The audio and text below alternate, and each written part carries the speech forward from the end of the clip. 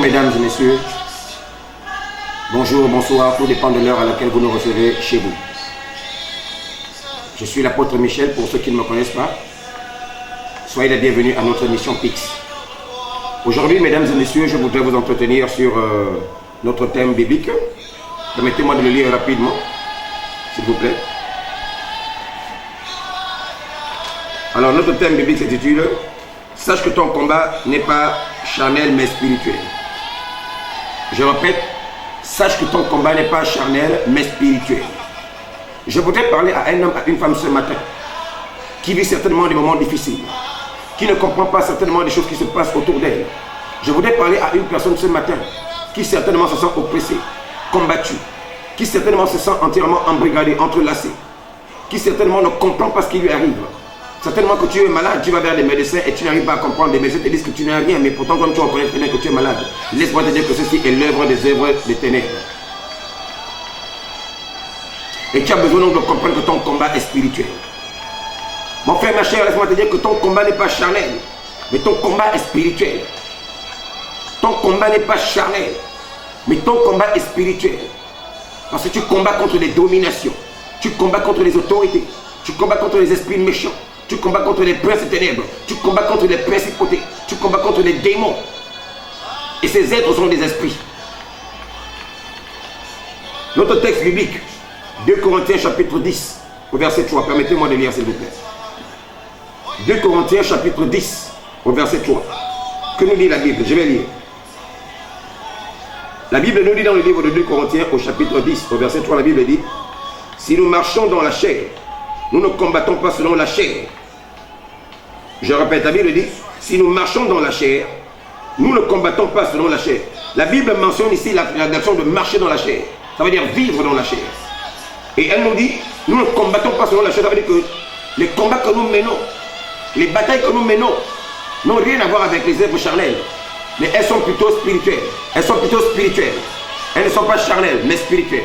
Alors, mesdames et messieurs, comprenez-moi bien.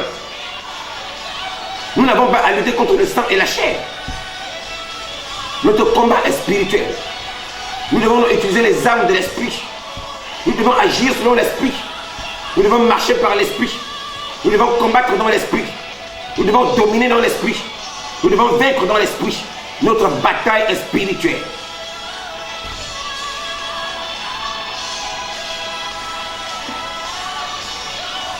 La Bible nous dit: si nous marchons dans la chair, nous ne combattons pas selon la chair. Car les armes avec lesquelles nous combattons ne sont pas charnelles. Premièrement, nous ne combattons pas selon la chair. Mais deuxièmement, nos armes de combat ne sont pas charnelles. Elle nous précise qu'elles sont puissantes par la vertu de Dieu pour renverser les forteresses. Mon frère, ma soeur, ce matin, j'ai envie d'exhorter un homme. J'ai envie d'exhorter une femme. J'ai envie de te dire, mon frère, ma soeur, si pendant longtemps tu as pensé que ton combat était physique, ton combat était naturel, tu t'es énormément trompé. Tu t'es entièrement leurré. Ton combat n'est pas charnel, ton combat n'est pas physique, ton combat est spirituel. Utilise les armes spirituelles. La Bible déclare que ces armes sont puissantes. La Bible dit que les armes spirituelles en question sont puissantes par la vertu de Dieu. C'est Dieu qui donne à ces armes cette force. Tu dois connaître le Dieu que tu adores. Déjà, Dieu lui-même, il est spirituel. Et les armes avec lesquelles tu combats sont aussi spirituelles. Elles ne sont pas charnelles. Elles ne sont pas charnelles. Mais elles sont spirituelles. Elles sont capables de renverser les forteresses. Capables de renverser les œuvres de ténèbres. Capables de briser les œuvres de ténèbres. Tu es confronté à la franc-maçonnerie. Tu te sens oppressé.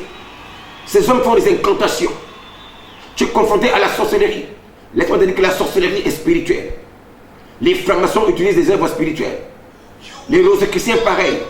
Les sciences occultes, pareil. Mon ami, ce sont les sorts. C'est à base des incantations qu'on utilise, qu'on parle contre toi.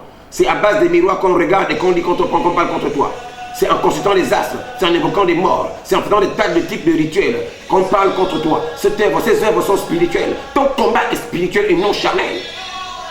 Marche dans l'esprit et tu n'accompliras pas les désirs de la chair. Tu dois combattre dans l'esprit. Tu dois dominer dans l'esprit. Tu dois vaincre dans l'esprit. Tu dois avoir la victoire par l'esprit. Parce que lorsque ces hommes libèrent, par exemple, des fusils nocturnes contre toi, C'est dans le monde spirituel, c'est dans l'invisible. Quand je parle ici de spirituel, je parle de ce qui est invisible. C'est dans l'invisible qu'on jette des sorts contre toi. Mais ces sorts atteignent dans l'esprit. Et ça finit par créer des éléments sur toi. On peut te lancer un sort. Ce sort t'a atteint, ça commence par une gale que tu grattes. Après, cette gale finit par devenir une plaie inguérissable. Ça peut être par une maladie sur la peau qui finit par devenir de la lèpre. Mon frère, ton combat est spirituel. Ma soeur, ton combat est spirituel. Ce matin, je suis venu exhorter un homme. Ce matin, je suis venu exhorter une femme. Ce matin, je suis venu réveiller un homme, réveiller une femme. Ce matin, je suis venu édifier un homme, édifier une femme. Pour lui faire comprendre que ton combat est spirituel. Tu n'as pas à combattre contre, tu n'as pas à lutter avec la chair. Ton combat est spirituel. Ton combat est spirituel. Combat dans l'esprit. Si nous marchons par la chair, nous ne combattons pas selon la chair. Nous dit le livre de 2 Corinthiens au chapitre 10 au verset 4. Car notre combat est spirituel. La Bible nous précise que nous combattons sur le plan spirituel.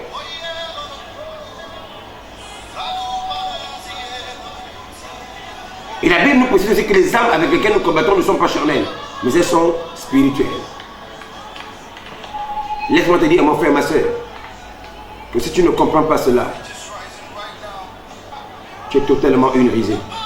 Si tu ne comprends pas cela, laisse-moi te dire que c'est vraiment dommage.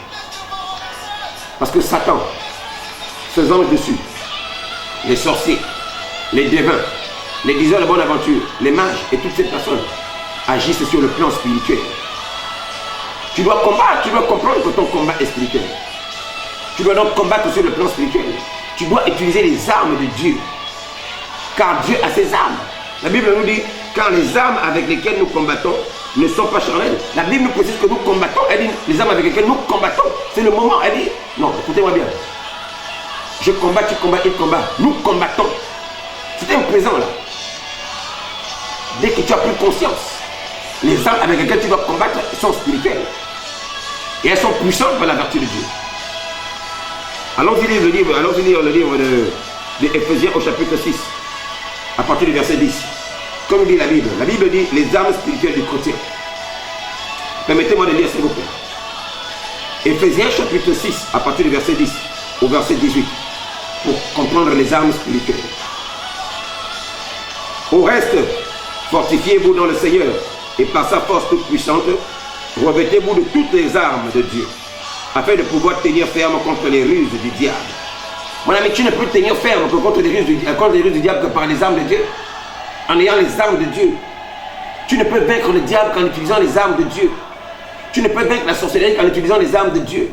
Tu ne peux vaincre l'occultisme qu'en utilisant les armes de Dieu. L'ésotérisme, c'est-à-dire les francs-maçonneries, les rose-croix et toute autre science occulte.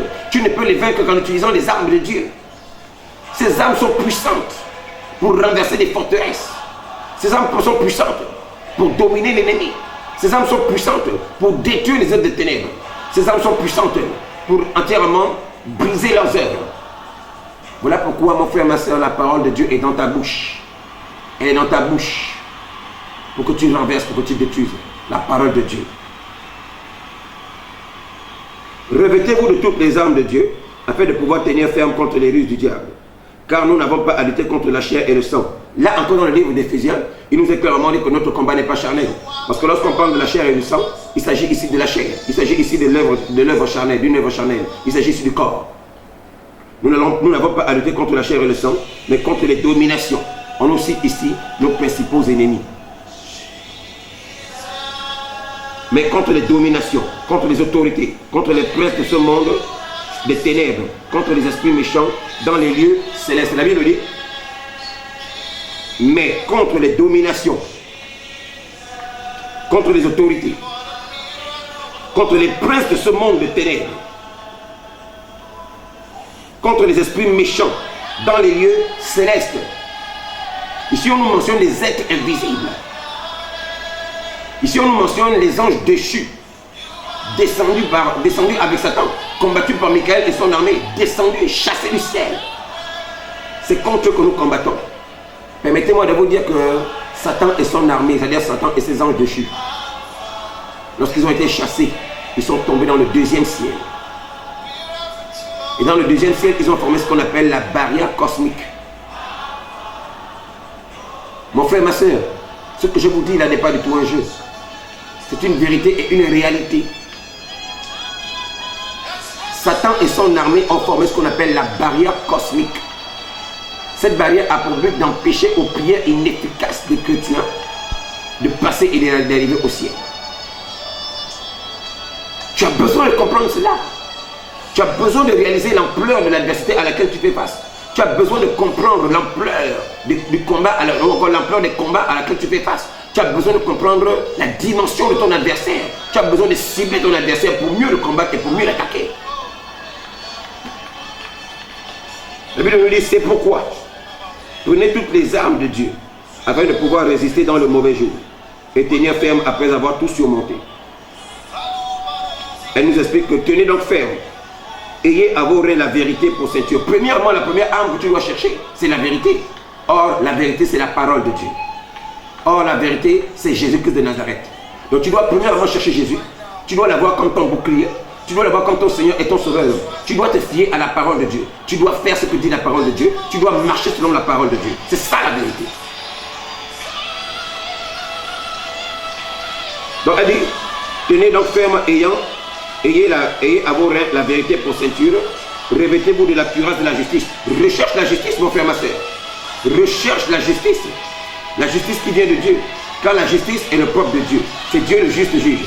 C'est lui qui, n'est-ce pas, est le maître, le roi de la justice. Recherche la justice. Or, Jésus-Christ est le soleil de justice. C'est Jésus le soleil de justice. C'est Jésus qui te justifie. C'est lui ta justice. C'est lui que tu dois rechercher. C'est lui que tu dois avoir. C'est vers lui que tu dois te tourner. C'est en lui que tu dois placer ton espoir. C'est en lui que tu dois trouver ta solution. Parce que Jésus est le juste juge. C'est lui ta justice. Premièrement, il est la vérité. Sa parole est la vérité. C'est aussi lui le juge. Le juste juge. Parce que c'est lui le soleil de justice.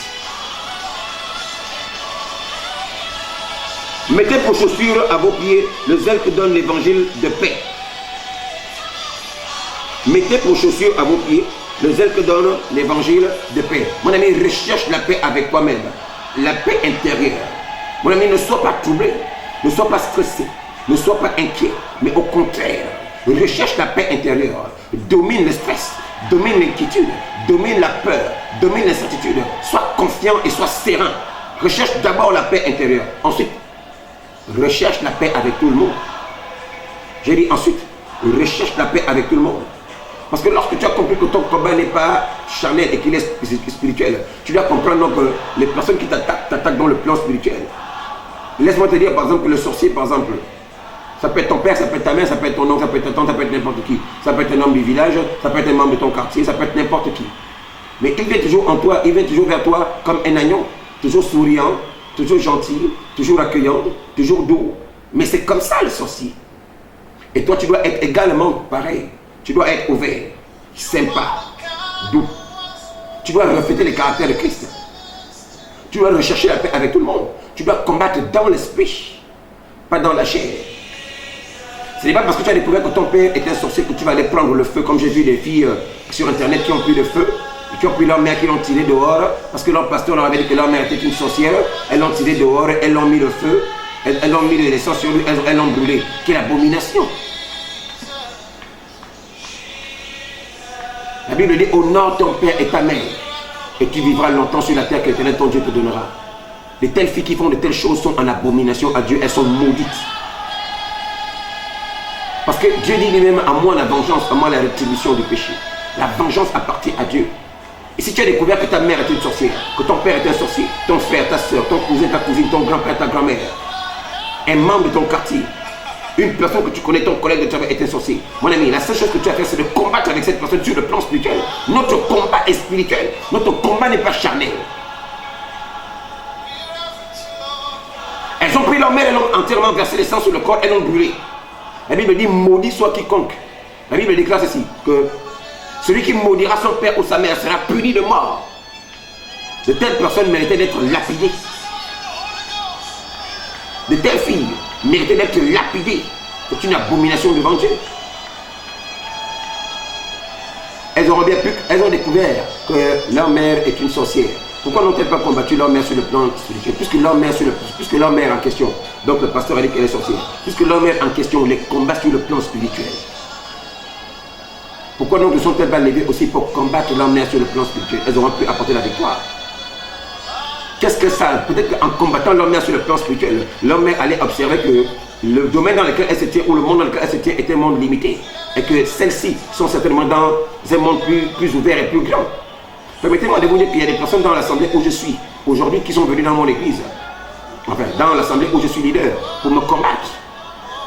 Et moi-même, pareillement, j'ai toujours mené le combat sur le plan spirituel. Je savais bel et bien que c'est telle et telle personne. Mais j'ai mené le combat sur le plan spirituel. Ces personnes aujourd'hui commencent elles-mêmes à abandonner la sorcellerie pour donner leur vie au Seigneur. Ces personnes aujourd'hui sont entièrement en train de donner leur vie au Seigneur et elles sont entièrement en train de reconnaître que le Seigneur est vivant. Tu peux gagner un homme, tu peux gagner une femme à cause de l'ampleur de ton combat spirituel. Ça veut dire qu'elle t'attaque, elle ne t'atteint pas. Elle te combat, elle ne t'atteint pas. Et toi, tu combats cette même personne. Elle voit les destructions qui se passent dans ce monde astral. Et elle comprend que toi, tu es avec le vrai et l'unique Dieu. Elle te demande comment tu fais. Elle te demande de leur monter la voix. Et tu leur présentes Christ comme Seigneur et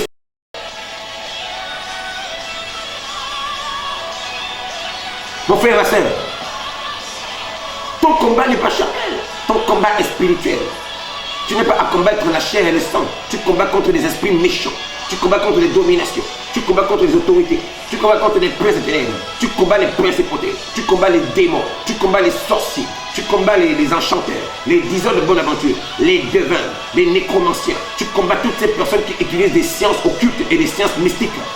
C'est ces gens-là que tu combats sur le plan spirituel. Prenez par-dessus tout cela le bouclier de la foi. Et foi, mon frère. Crois en Jésus-Christ de Nazareth. Crois en lui dans toutes les circonstances. Crois que tu es vainqueur, que tu ne perdras jamais. Crois que tu as la victoire, que tu ne seras jamais en arrière. Mon frère et ma soeur, il faut que tu comprennes que Jésus-Christ de Nazareth est vainqueur. Et avec Jésus-Christ de Nazareth, tu ne pourras jamais perdre. Crois en Jésus-Christ de Nazareth. C'est lui la victoire du monde aujourd'hui. C'est lui qui a remporté la victoire contre les dominations, les autorités, les princes et ténèbres, les esprits méchants. C'est lui qui les a dépouillés et il les a livrés publiquement en spectacle. Prenez par-dessus tout cela le bouclier de la foi avec lequel vous pourriez éteindre tous les traits enflammés du malin. Voyez-vous ce que la Bible dit? Avec la foi, tu es capable d'éteindre tous les traits enflammés du malin. Tu es capable d'éteindre tous les traits enflammés des puissances des ténèbres. Ça veut dire que quelles que soient leurs actions, quelle que soit leur programmation, quel que soit ce qu'ils placent devant ta maison, quel que soit ce qu'ils jettent contre toi, quels que soient les artifices, les sortilèges, les flèches, tu es capable de les éteindre en ayant foi, avec ta foi, avec ta foi. C'est pour ça qu'il est clairement dit que dans le livre, permettez-moi rapidement, petite parenthèse, dans le livre de Hébreux au chapitre 11, il est clairement dit que ceux qui ont obtenu la foi ont, n'est-ce pas, ont fermé la gueule des lions, n'ont pas été brûlés par le feu, comme Shadrach, Meshach, Abednego, qu'on a jeté entièrement dans un four, et qui non nullement été brûlés, rien d'eux n'a été brûlé. Comme Daniel, qu'on a jeté dans la fosse aux lions, et que les lions n'ont pas dévoré. Comme par exemple Moïse qui divisait la mer Rouge, et ils passèrent à sec. Comme par exemple Gédéon qui remportait les batailles. Comme par exemple Samson. Ils sont plusieurs.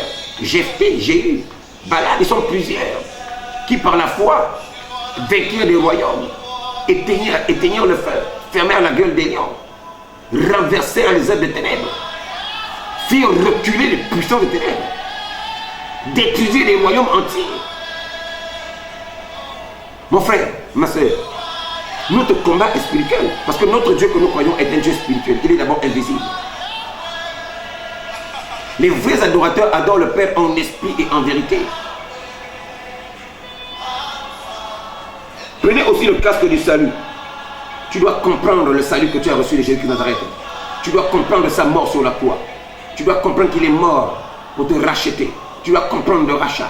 Tu dois comprendre la rédemption. Tu dois comprendre la justification. Tu dois comprendre la réconciliation. Tu as été racheté par lui, justifié par lui, réconcilié avec le Père par son moyen. Tu es en lui et il est en toi. Tu as la victoire sur chacun de tes ennemis. Ce que tu liras sur la terre sera lié au ciel. Ce que tu délieras sur la terre sera délié au ciel. Permets-moi encore d'aller plus loin.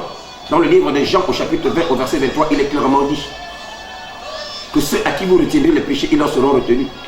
Ceux à qui vous pardonnerez les péchés, ils leur seront pardonnés. Tu as le pouvoir, mon frère. Tu as le pouvoir, ma soeur. Seulement réalise que tu as le pouvoir. Tu as déjà été béni. Tu as toute forme de bénédiction. Dans le livre d'Éphésiens, au chapitre 1, au verset 3, la Bible déclare que béni soit Dieu, le Père de notre Seigneur Jésus-Christ de Nazareth, qui nous a bénis de toutes sortes de bénédictions dans les lieux célestes. Tu es béni dans toutes les dimensions. En termes de combat, tu es béni parce que tu as des anges qui marchent à tes côtés. En termes de combat, tu es béni parce que tu as des armes de Dieu. En termes de prospérité, tu es béni. Tu es béni dans tous les niveaux, mon frère. Mais c'est seulement que tu dois réaliser ta position et comprendre que ton combat est spirituel. Faites en tout temps par l'esprit toutes sortes de prières et de supplications. La Bible dit, faites en tout temps par l'esprit toutes sortes de prières et de supplications. Veillez à cela avec une entière persévérance et priez pour tous les saints. Veillez à cela avec une entière persévérance. Persévère dans la prière, n'abandonne pas. C'est dans la prière que tu remportes tes batailles. Mon ami, c'est dans la prière que tu arrives à vaincre tes ennemis. La prière. Tu n'as pas à redouter les œuvres des ténèbres. Au contraire, tu dois vaincre et dominer les ténèbres. Tu dois vaincre et dominer les ténèbres.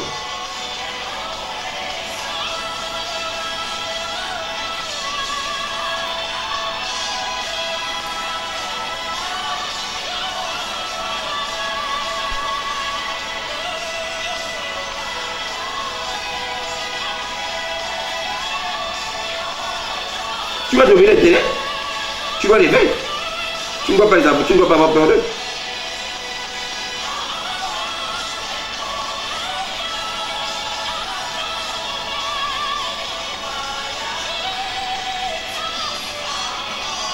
Frère, sœur, ce matin, je suis venu t'exhorter en te disant, sache que ton combat, mon thème ce matin s'intitule, sache que ton combat n'est pas charnel, mais spirituel. Tu ne combats pas dans la chair, tu combats dans l'esprit. Tes ennemis t'attaquent par l'esprit et les répercussions sont charnelles. Permettez-moi de vous dire que ce qui fait d'un homme un homme, comme disait encore un groupe de rap chez moi à l'époque de Mauvaise Haleine, ce qui fait d'un homme un homme est d'abord avant tout invisible. C'est l'esprit qui anime le corps. Si l'esprit, je veux dire, si l'esprit ou l'âme se retire du corps n'est rien du tout. On t'attaque dans l'esprit. Parce que l'être que tu es dans ce corps est spirituel. L'être que tu es dans le corps que tu as là est spirituel. Ce corps n'est qu'une enveloppe. Ce corps n'est pas toi. Toi, tu es l'être qui réside dans ce corps. Toi, tu es l'être qui anime ce corps. Et ton combat est charnel. C'est dans l'esprit qu'on t'attaque. C'est dans l'esprit qu'on veut te détruire. C'est dans l'esprit qu'on veut te faire la guerre. Tu dois réaliser ta position. Dès aujourd'hui, mon cher frère, ma chère sœur, comprends que ton combat est spirituel et non charnel. Prends les armes de Dieu. Mon frère, ma soeur, ne t'amuse pas, prends les armes de Dieu. Car mon frère, ma soeur, sans les armes de Dieu, tu ne peux rien faire. Or, les armes de Dieu sont simplement, mon frère, ma soeur, les armes de Dieu sont simplement la vérité. Première arme de Dieu. Donc, la vérité, premièrement. Deuxièmement, la justice. La vérité, premièrement, première arme de Dieu, la vérité. Deuxième arme de Dieu, la justice. Troisième arme de Dieu, la paix. Quatrième arme de Dieu, la foi. Cinquième arme de Dieu, le salut.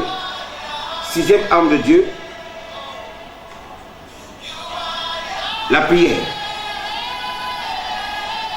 La vérité, la justice, la paix, le salut, la foi, la prière.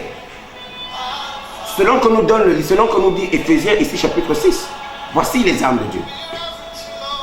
Les armes dont on nous parle dans le livre de 2 Corinthiens chapitre 10 verset 3.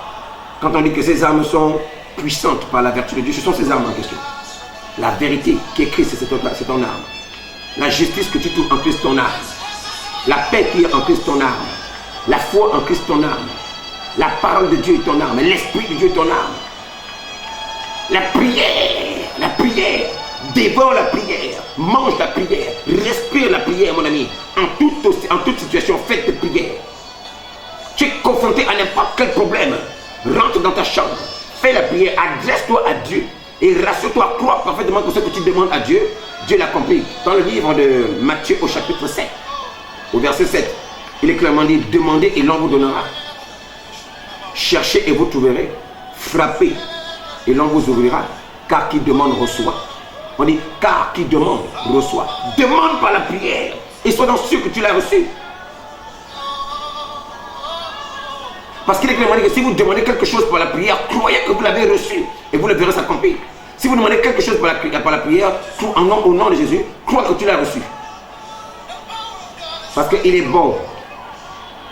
Parce qu'il est bon. Merci encore, mesdames et messieurs, pour le temps que vous m'avez accordé. Permettez-moi rapidement de vous donner quelques notions spirituelles qui vont certainement vous aider, encore une fois de plus, et qui viendront enjoliver, qui viendront embellir le message d'aujourd'hui, qui viendront encore, n'est-ce pas, c'est cette notion spirituelle qui viendra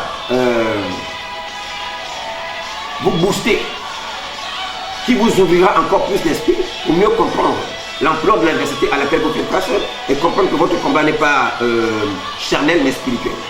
Rapidement, quelques notions spirituelles. Alors, Romains chapitre 13, pardon. Romains chapitre 13, versets 12 à 14. Romains chapitre 13, versets 12 à 14. 1 Pierre chapitre 5, versets 7 à 14. 1 Pierre chapitre 5, versets 7 à 14. 1 Thessaloniciens chapitre 5. 1 Thessaloniciens chapitre 5, versets 4 à 10. 1 Thessaloniciens chapitre 5, versets 4 à 10.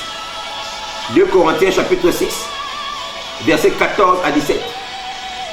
2 Corinthiens chapitre 6, versets 14 à 17.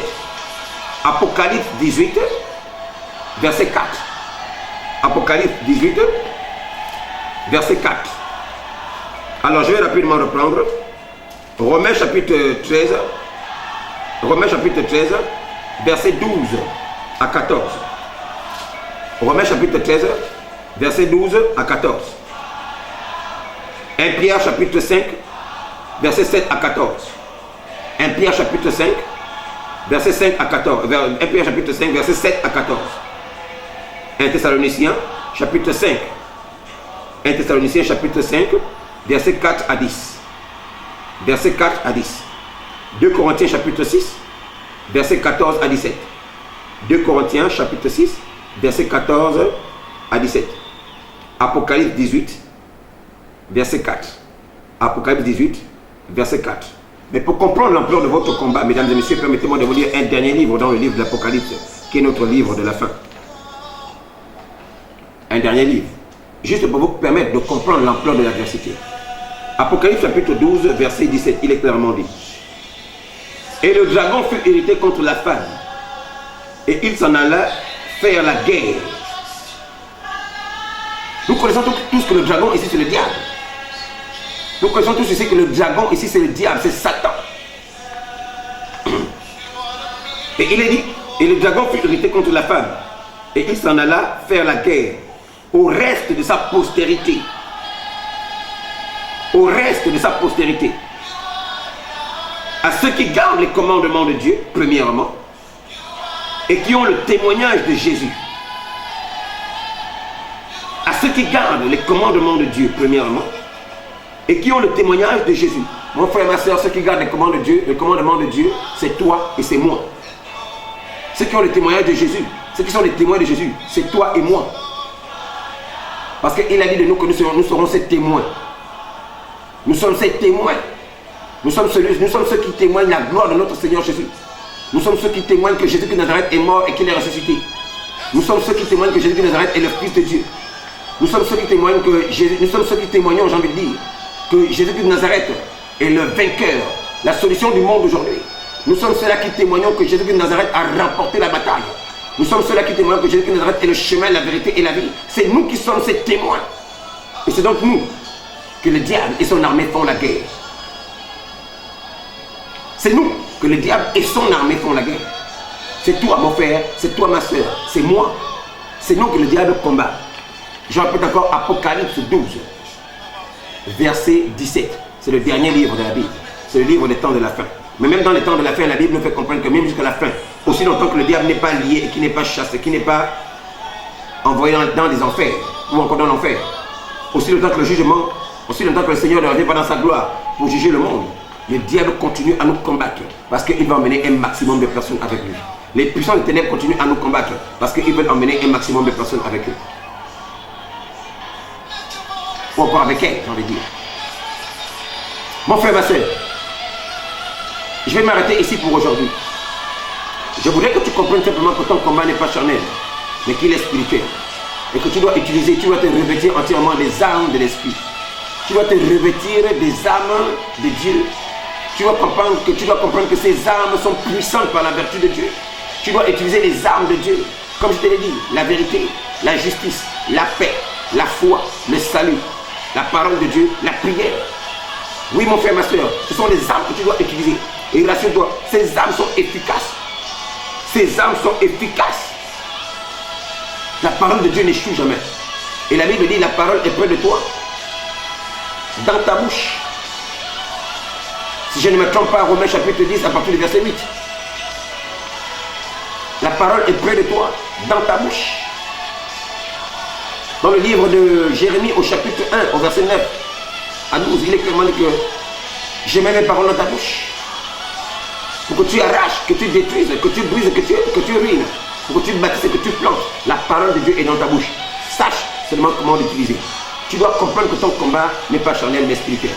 Je vais rapidement prier pour toutes les personnes qui se sentent entièrement oppressées. Pour toutes les personnes qui se sentent combattues. De là où tu te tiens, mon cher frère, ma chère soeur, lève simplement les mains et sois dans une attitude de réception. Je vais prier pour toi en quelques minutes. Mon Père et mon Roi, Dieu de gloire et de miséricorde, Seigneur. Je me lève maintenant même, mon Père et mon Dieu, en faveur d'un homme, en faveur d'une femme qui me regarde à travers les réseaux sociaux, mon Père et mon Roi, qui me regarde à travers cette vidéo. Je viens parler à toute situation, mon Père et mon Roi, Seigneur, à laquelle ces personnes font face. Je viens parler, mon Père et mon Dieu, Seigneur, contre les maris de nuit. Je viens parler contre les femmes de nuit, Seigneur, qui viennent dans leurs rêves pour s'accoupler avec ces personnes pour voler leurs énergies. Je parle aux maris de nuit, je parle à l'incube, au succube, dans le nom de Jésus. Je t'ordonne entièrement d'arrêter tes activités. Je t'ordonne entièrement d'être brisé et détruit. Je mets une séparation entre toi et cette femme. Je mets une séparation entre toi et cet homme dans le nom de Jésus. Je parle à toute personne qui incante à travers la photo de mon frère, à travers la photo de ma soeur qui me regarde. Je parle à toute personne qui incante avec le nom de mon frère, qui incante contre mon frère et ma soeur qui me regarde. Au nom puissant de Jésus, quelle que soit l'incantation, je viens la déclarer nulle et sans effet. Je fais un retour à l'envoyeur. De la même manière, éternel Dieu de gloire et de miséricorde, Seigneur, au nom puissant de Jésus de Nazareth, que de la même manière tu confondais les paroles de Balaam dans le livre de Nombre 23. Oh mon Père et mon Roi, alors que Balaam voulait parler, alors qu'il voulait utiliser des mauvaises paroles contre Israël, tu changeais ces paroles en bénédiction. Je déclare que chacune des personnes, oh mon Père et mon Roi, dans le monde sorcellaire, dans le monde occulte, dans le monde ésotérique, qui parlera contre un homme et contre une femme, mon Père et mon Roi, qui croit en toi, qui t'a donné sa vie, Seigneur, que ces paroles se changent en bénédiction au nom. Confond leurs ennemis dans le nom du Seigneur. J'ai détruit les bastions des ténèbres qui parlent contre leur vie. Je brise, je neutralise, Seigneur, chaque force occulte, mon Père et mon Roi, Seigneur, qui parle contre leur placenta, qui, mon Père et mon Dieu, Seigneur, manipule leur placenta, mon Père et mon Roi, Seigneur, que toute personne qui parle contre leur vie soit entièrement neutralisée et détruite. Je viens renverser les forteresses des ténèbres, je viens briser les autels qui parlent contre eux, je viens briser les alliances de sang, les alliances de nom, les alliances de sang, les alliances de nom, les alliances familiales, les alliances parentales, au nom puissant de Jésus-Christ de Nazareth, Seigneur. J'ai dit, mon Père et mon Roi, Seigneur, que les ténèbres doivent reculer. Je viens faire reculer les ténèbres, Seigneur. Je libère, mon Père et mon Roi, Seigneur, une pluie, mon Père et mon Dieu, Seigneur, de feu. Je libère, mon Père et mon Roi, Seigneur, ton feu. Que ton feu détruise des bastions de sorcellerie. Que ton feu détruise des bastions ésotériques. Que ton feu détruise, mon Père et mon Dieu, les œuvres des ténèbres qui parlent contre cette personne au nom de Jésus. Mon Père et mon Roi, ô Père éternel, affranchis ces hommes, mon Père et mon Roi. Quand on t'a dit, vous connaîtrez la vérité et la vérité vous rendra libre. Ta parole est la vérité, Seigneur. Père, Dieu de gloire, en vertu du pouvoir que tu m'as conféré, parce que tu m'as établi, mon Père et mon Roi, Seigneur. Quand tu m'as établi, toi tu dis que tu accomplis les paroles de tes serviteurs. Tu exauces leurs paroles, tu exauces leurs vœux. Seigneur, je t'en supplie, mon Père et mon Roi. Je viens prier en faveur d'un homme, en faveur d'une femme. Père éternel, accorde la victoire à un homme. Accorde la victoire à une femme qui me regarde. Mon Père, mon Dieu, détruis les œuvres des ténèbres. Oh Père éternel, quelles que soient les œuvres des ténèbres, mon Père et mon Roi. Ces personnes, mon Père et mon Dieu, n'ont pas assez de force. Mais toi, lève-toi et détruis les œuvres des ténèbres, mon Père et mon Roi. Je brise les actions des ténèbres. Je détruis les ténèbres qui parlent contre un homme. Les ténèbres qui oppressent une femme. Les ténèbres qui oppressent un homme. Je brise l'esprit de stérilité. Je brise l'esprit de chômage. Je brise l'esprit de pauvreté. Je brise l'esprit du manque. Je brise l'esprit de l'échec. Je brise l'esprit des ténèbres qui a libéré une maladie. Je libère la guérison en faveur d'un homme. Je libère la guérison, mon Père, mon Dieu. Je détruis les kystes dans les ventres. Je brise les myomes au nom puissant de Jésus de Nazareth. Que les fibromes soient entièrement détruits. Je libère la guérison, mon Père, mon Dieu, dans les trompes d'un homme. Je libère dans les trompes d'une femme, pardon. Je libère la guérison dans les trompes d'une femme. Mon Père et mon roi, que toute personne qui n'arrive pas à concevoir, mon Père et mon roi, d'ici la fin de l'année, mon Père et mon roi, je le déclare en tant que serviteur d'Éternel, que ces personnes tombent enceinte et qu'elles conçoivent au nom de Jésus. Démontre encore dans ta grandeur que tu es le roi qui brille et qui parle pour ces personnes dans le nom de Jésus. Père, je te bénis infiniment, mon Père et mon roi. Je te bénis infiniment pour mon frère et ma soeur. Dieu de gloire, que chacune des paroles que j'ai prononcées ici, en faveur de mon frère, en faveur de ma soeur, apporte des résultats éminents au nom de Jésus. Père, que 1000 se lèvent à sa gauche, 10 000 à sa droite, qu'elle soit inébranlable.